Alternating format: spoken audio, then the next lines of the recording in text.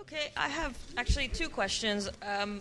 They're both for, I guess, Kathleen Morrison. And the first one is actually, I'm asking out of ignorance, so please forgive me. But I'm thinking about hydroelectricity. How significant is hydropower as a source of power in South Asia? And is it inefficient in delivering electricity? Is this why there's always that phenomenon of load shedding where you never know when they're going to just kill the power in the middle of the day? And if you're not lucky enough to have a generator in your home, you're just out of luck until they decide to turn the power back on. Is it an inefficiency in delivering the electricity because it's derived by water? Like what's going on there? That load shedding is this thing, and why not pursue wind power or solar power? My understanding is that oil and natural gas is just not readily available as a natural resource in South Asia, so why not pursue these other sources of energy? So that's one question. My other question is about your argument about the cultural logic of the dam, which I thought was very interesting, that a good king provides irrigation for his subjects. How does that concept or that argument, how does this stand up to the idea or to the mass protests against the dam, right? If the good king is supposed to provide irrigation, but there are always going to be ousties, then what defines good kingship or what defines legitimate rule? And the reason I'm asking that is because I'm wondering if it's actually about mastering science and technology, even if we're talking about the Middle Ages, even if we're talking about the 10th century. Is a good king one who can master science and technology? And if so, then doesn't that connect this argument more closely to the anti-colonial aspect, where one of the ideologies of British rule was that we're here because India is inferior and different, and one of the ways in which it's inferior is because of this lack of technological progress. Okay, I think, is this on? Can you hear me? So let's go in order. First of all, I don't think load shedding, which is just a very charming term for a power cut, basically, right, it can't be laid at the feet of hydroelectric, right? India just has, inadequate energy to meet the needs of its population, basically. Also, there are serious infrastructure problems with delivering energy to all of the consumers in India. That's not the fault of hydro in any way, right? Hydroelectric power, and I don't have the facts and figure, it is actually very modest. It contributes a modest amount to India's overall power use. And there are efforts to expand renewable sources of power. There are tremendous construction of windmills and solar and various other kinds of things. So it's not as though that isn't happening. And of course, as we should always do, as we saw in the presentation on China, the per capita energy consumption of Indians in general is minute, but there are many, many Indians also, right? So it does add up, but by and large, most Indian people, use very small amount of power. So it's a complex situation, and it's complicated by the fact that you need foreign exchange in order to get oil and gas on an international market. And particularly before the Indian economy was liberalized in the 1980s, foreign exchange was a very scarce commodity indeed. So the idea of self-sufficiency in power, as in other kinds of forms of production, was very much an ethos of the government planning process for all of India's economy from the time of independence up until the 1980s, the so-called economic liberalization era, when India began to enter the world economy in a different way. And arguably, it made India a much stronger, it was not a period of great economic growth, that period. On the other hand, India entered into the world economy in a position of much greater strength than it may have had otherwise, right? So, we all know that India and China are, sort of the great economic success stories right now. But it still, there's tremendous inequality and so on. The second question is about the notion of the cultural logics. And I posted an article that I published as one of the resources that Jamie asked me to send some links and documents. And that goes into the argument in much greater detail. Here I just barely touched on it because I realized I had started out with the temples of modern India quote, and I'd better finish up with the temples of modern India quote, or the talk doesn't make any sense at all, right? And I think that for the most part, the idea of a kind of, just rule and the provision of irrigation systems by kings and so on, this is particularly talking about, middle period or medieval South India, and particularly in terms of Hindu texts and things.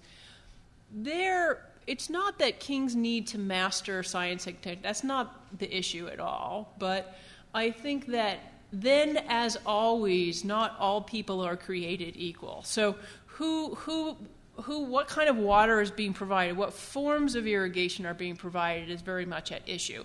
So what we see, and this is like a whole other topic, you shouldn't get me started on this because this is kind of the core of my own research, is the ways in which agricultural production and food consumption have changed in Indian history. So what you see now, even in the dry parts of southern India, is that rice, which is a very water-intensive, labor-intensive crop, is the core of food for the rich, right? So it's the formation of an elite cuisine.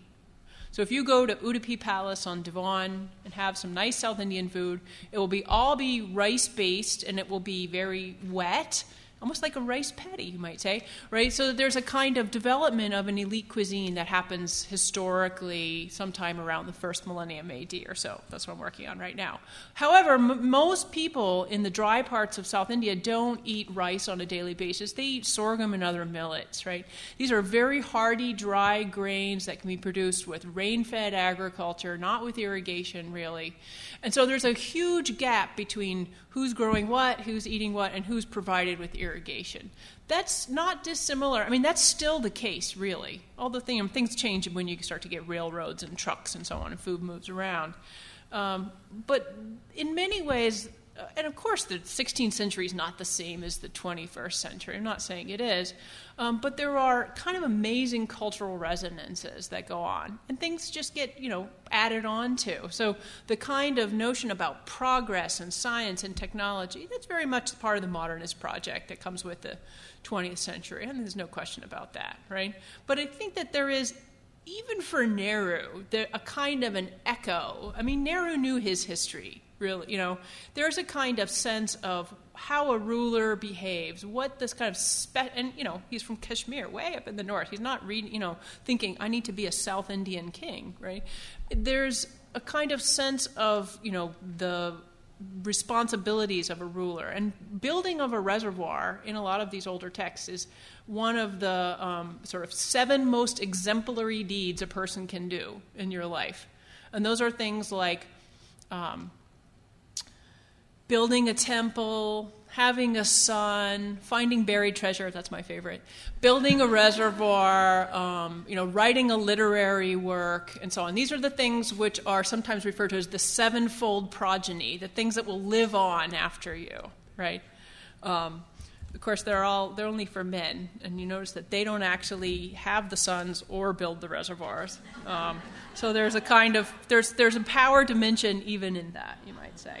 So who counts? Okay, so the last thing was, about technological progress and so on. And I think that in terms of the kind of anti-colonial dimension, of course it's textiles that are the most potent symbol of the way in which British colonial power undermined Indian industry. I mean, because, and there's a lot of legitimate pride in the state of, sort of pre-British, indigenous science and technology in South Asia. And there's no question that, India was the world producer of textiles in the old world, prior to the colonization, as early as maybe the 2nd or 3rd century AD, right?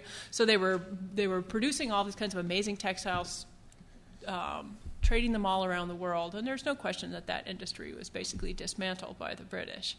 So the idea that, we Indians can, build great dams, look at this fantastic thing, we can have factories, we can produce everything we need, from cars to, paper clips, that's a very, powerful kind of impulse, right? And, one has a certain, I do have a certain sympathy with that. On the other hand, it hasn't always worked out, for the best, I would say, for the bulk of the population. Another question?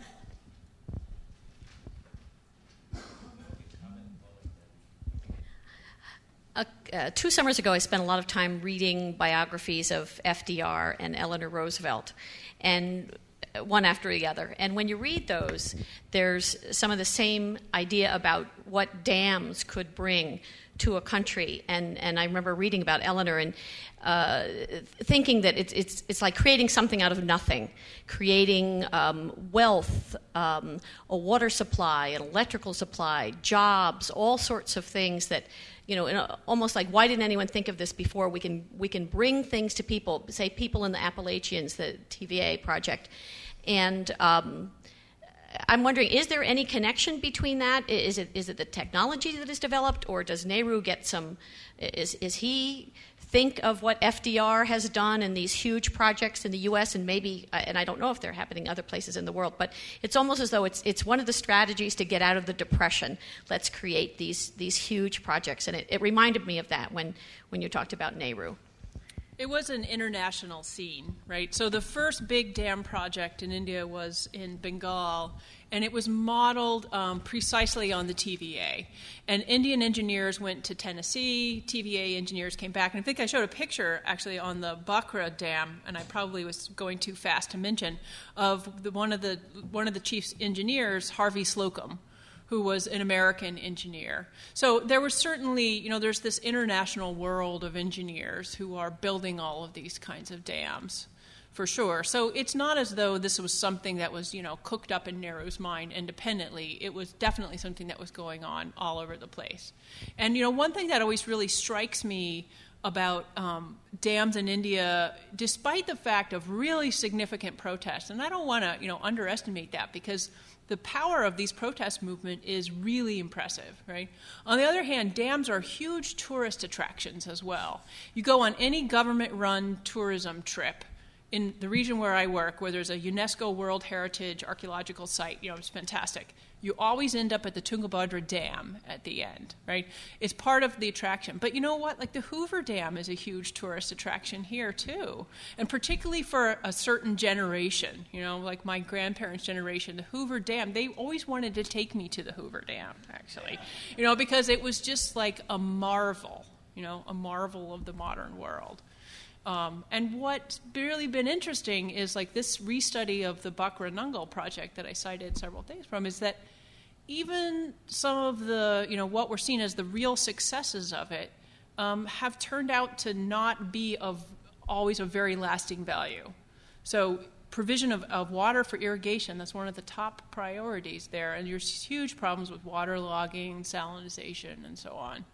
So, in fact, even in the command area of the Bakra Dam, most irrigation is done now by bore wells and electric pumps, not from the canal water at all. Although, they are run by electricity, which is generated by the dam.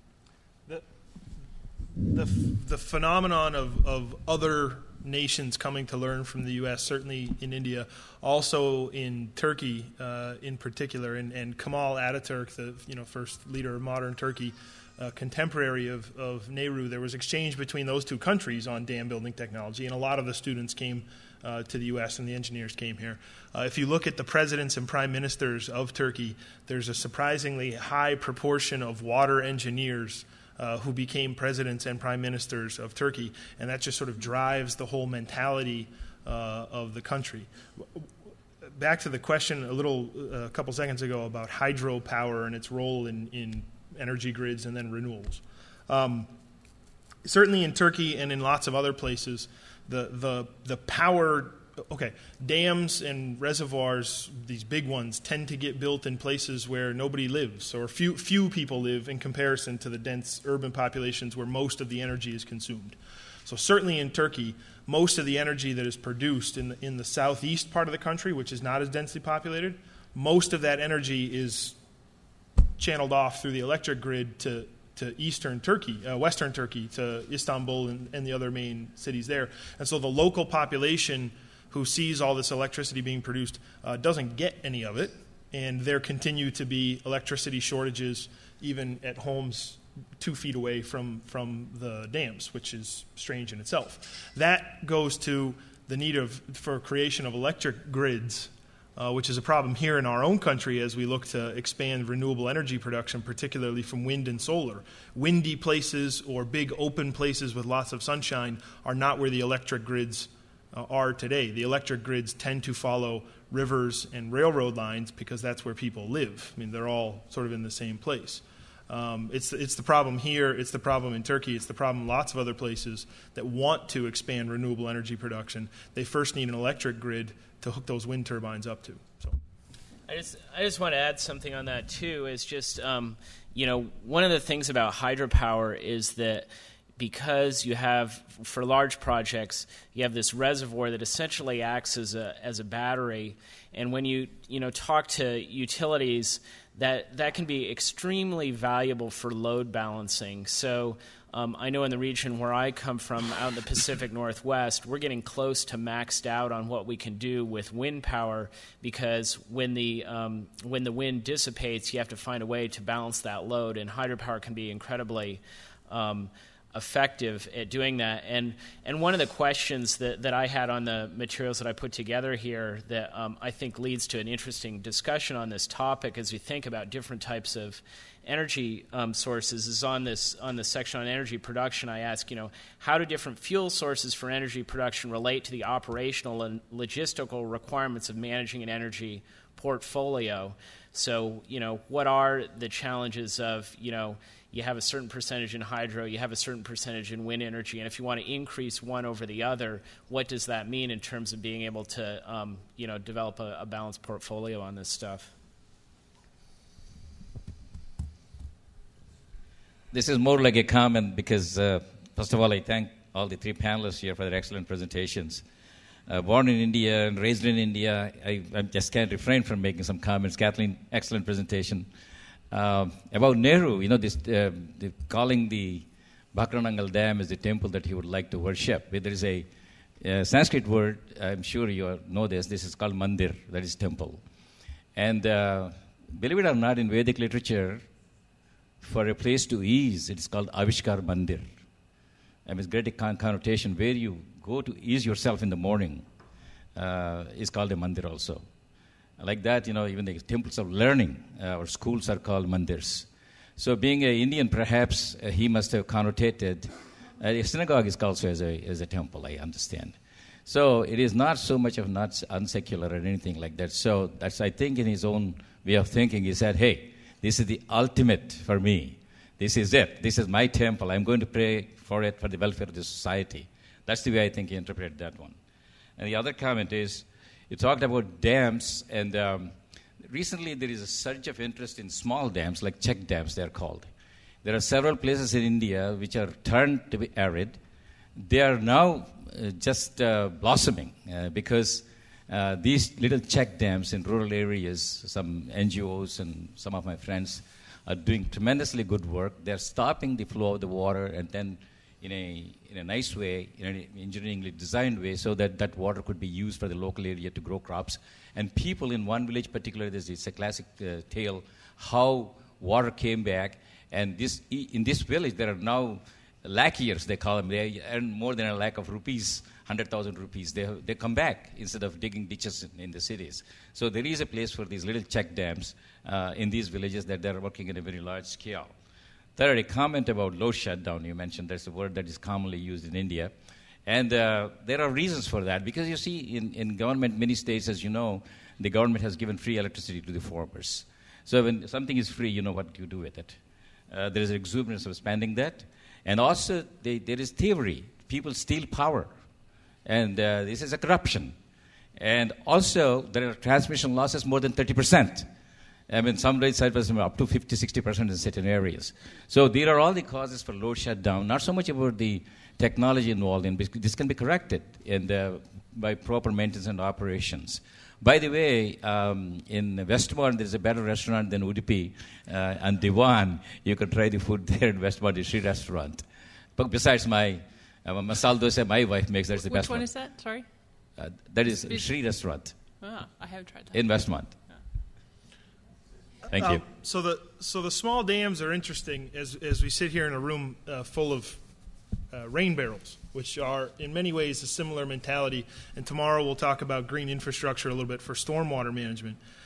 These are all small dams, rain barrels, whatever, and renewable energy production are all ways to decentralize a lot of these large infrastructure systems that we depend on. If you can have a rain barrel in your backyard, you're not as dependent on a central management system for water. If you can have a small dam in your village that your village controls, then you're not as dependent on the central government system. This is, even here in the Chicago region, these rain barrels are perceived as a very uncertain, the cynic would say threat, the optimist would say challenge, to the way we handle wastewater and stormwater here in the region. So this idea of decentralizing systems is certainly not exclusive to the developing world. We have it here too, and we can talk about it more tomorrow. Sorry, the rain barrels made me think of it as you were talking about it. One other comment I want to make about Maharajas. Actually, he gets the orders from the Maharani the previous night. So she controls everything. So women, every successful person has a successful one behind him. Other questions?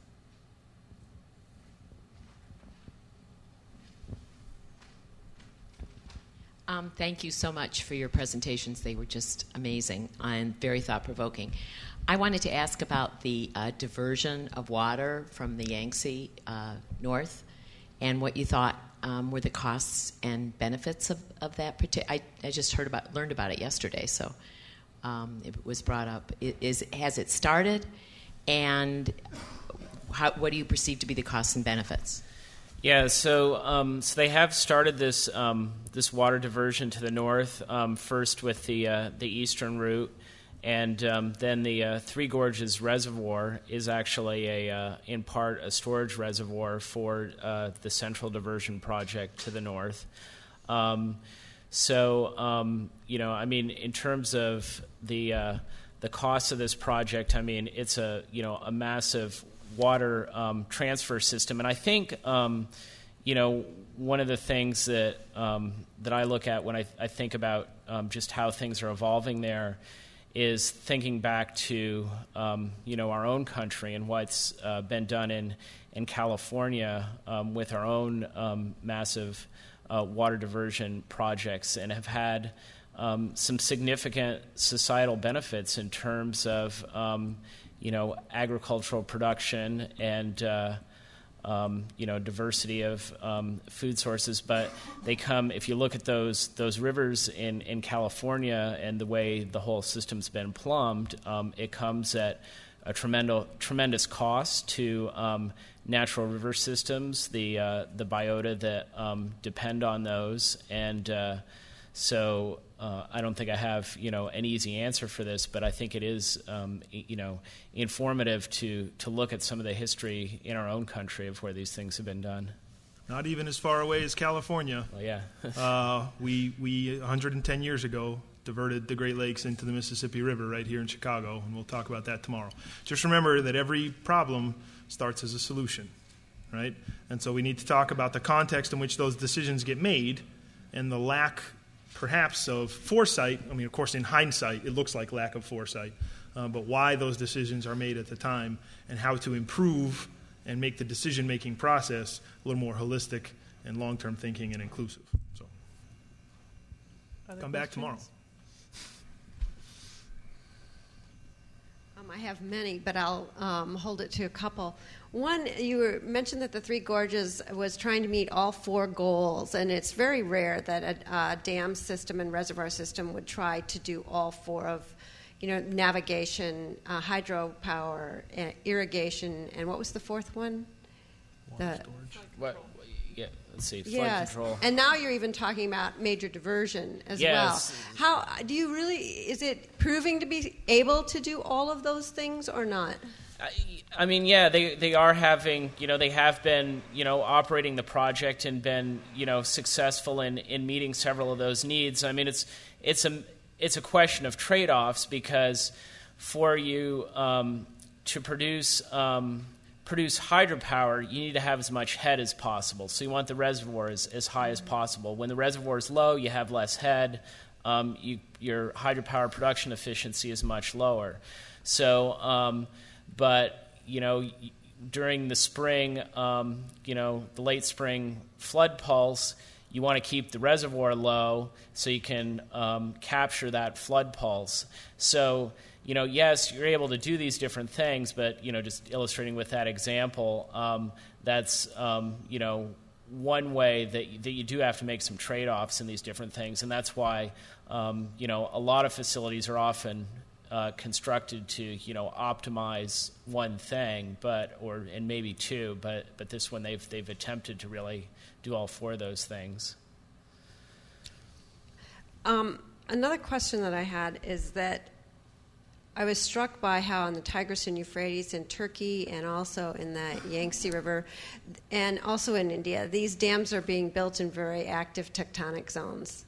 I think, if they model it on the TVA, which was built in Tennessee, or the Mississippi River, those earlier projects, those were not in areas like that. And I didn't hear much from any of you about the risks of building in those areas. Is it seen as a problem? Yeah, well, I'll say something to that about the example in China. I mean, I showed that, spoke somewhat to the geology of the region, and the fact that, not only that Three Gorges project, but they're looking at several projects in a very geologically active region. And one of the things that, I think is worth considering is the fact that these dams do have a finite lifespan, and whether that's just through gradual filling in or whatever through a catastrophic event, it is something that should be considered. I mean, it comes down to a probability question too. What's the probability that that's going to happen in the time span of the folks who are immediate involved in the construction and design of this thing. But it's certainly one of the long-term concerns that's been raised about that project and other projects in that region. There has been some concern raised also, about not simply putting dams in a tectonically active zone, but the sort of micro effect of the dam itself, because of course it's very heavy, right, all that water. So that's something that's been very much at issue in some of the protests in South Asia, but as far as I can tell, has otherwise not been, much discussed. If a dam in the Tigris and Euphrates broke and all that water rushed out, it would go into Syria and Iraq, not into Turkey, and that affects some of the planning or lack of it for those issues in that particular context of different countries on the watershed. Other questions?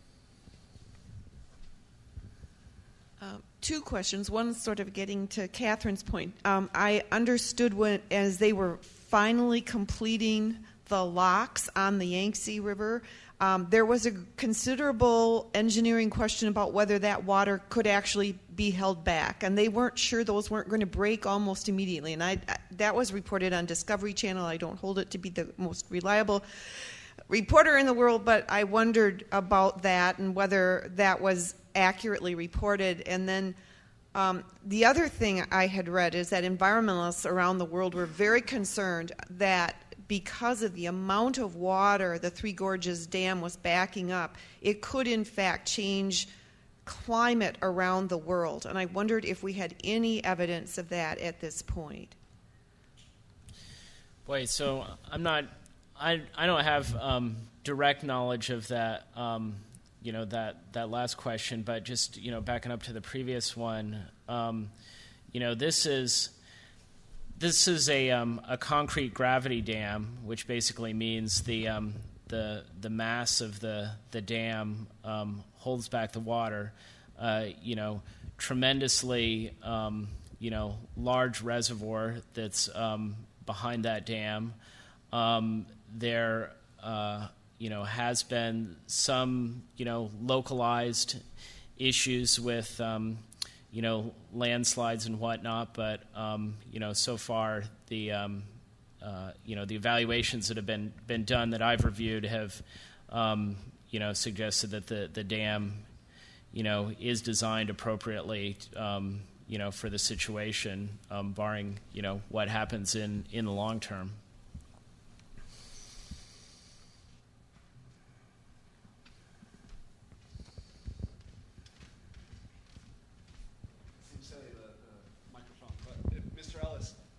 I was curious about if you know anything about the U.S. military, pulling out of Iraq, and how much they have considered replenishing those marshes, or in their facilitation of, keeping Iraq united amongst the people there. How much has there been consideration in that fact for the watershed?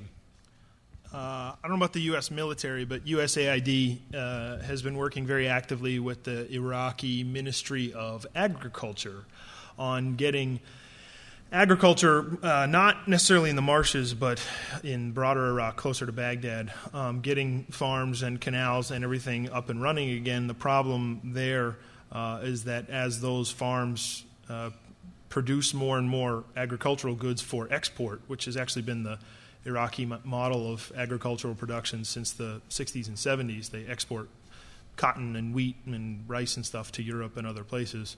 They're doing more and more of that to get the economy back up and running. Well, that consumes water and also puts more fertilizers and salts and things in the river, which then show up in the marshes. So I don't think that the U.S., certainly not the military, but even the U.S. development organizations have been too active in trying to get more water into the marshes. There is a plan right now for the Iraqi government, the Ministry of Water Resources, to create 17 or 18 essentially valves at different choke points in the marshes, and the central government will control water levels in and out of the marshes through these valves. Valves not unlike some of the ones that Saddam Hussein was building to move water around in the region. So I don't really know if that answers your question, but yes and no. There's an effort to create a self-sustaining economy in Iraq, and that has effects further downstream. And then there's this effort to somewhat restore the marshes using these engineering solutions.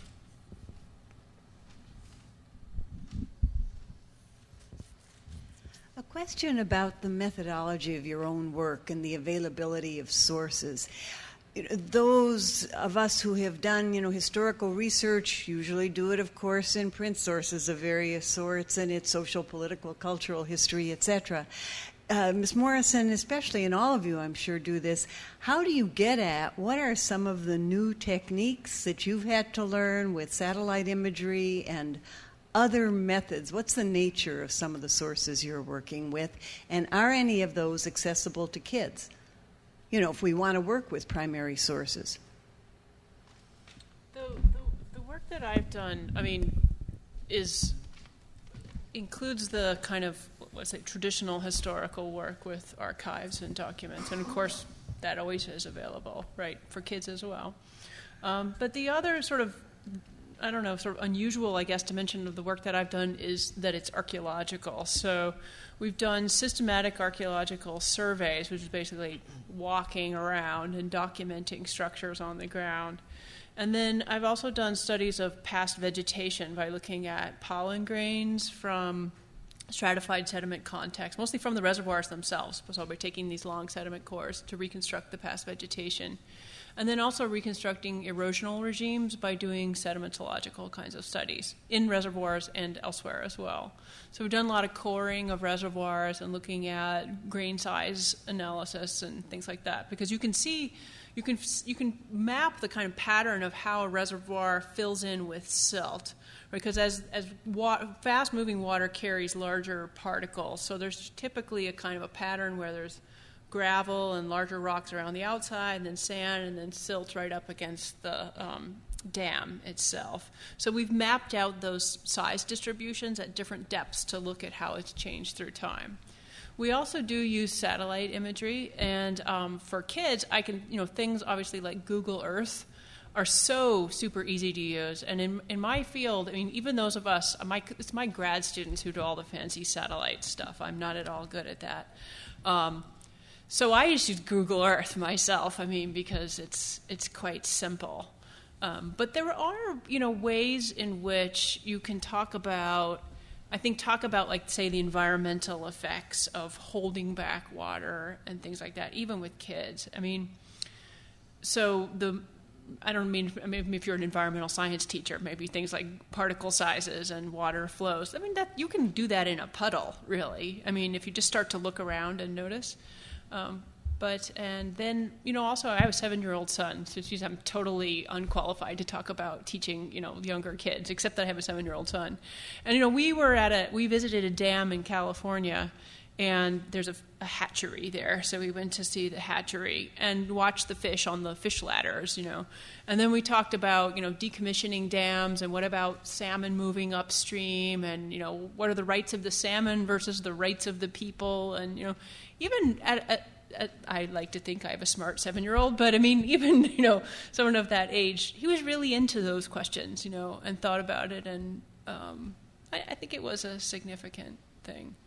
But I'm sure there's lots of things you can do with the satellite imagery in particular. And there are many public sources of satellite data, not just Google Earth, but there's lots and lots of publicly accessible sources. Yeah, I just want to add something on that. As someone I've done some of this in my own research, is looking at historical aerial imagery and what that means for a river system that's once the dam's constructed, and we saw several examples of that over the course of today of historical analysis of aerial imagery that can be incredibly powerful for telling these stories. And I know when not so many years ago that I was in grad school, and you had to order these things or at very high cost, and just not only in terms of what Google Earth now has in terms of their current stuff, but they're also starting to provide more historical imagery. And there's some incredible resources that I think are available that weren't available when I was doing research on this stuff just like 5 years ago. A lot of academic libraries have things like that too. University of Chicago has something called the Digital South Asia Library that has a lot of historic photos and things like that. So, very locally, the best place to start with this water stuff is explaining how it works in our region and people's hometowns, whatever. For some of this aerial imagery stuff, the Illinois Department of Natural Resources, for all of its problems with getting its budget cut and having to close state parks and stuff like that, actually does have a very good online resource of aerial imagery, historic aerial imagery for all of Illinois, and particularly the Chicago region. If you're going to start using Google Earth, and you can overlay shape files from different GIS databases, there's a big collaborative from Indiana through Illinois all the way up to Wisconsin called what's the website called? I'll tell you tomorrow what the website's called.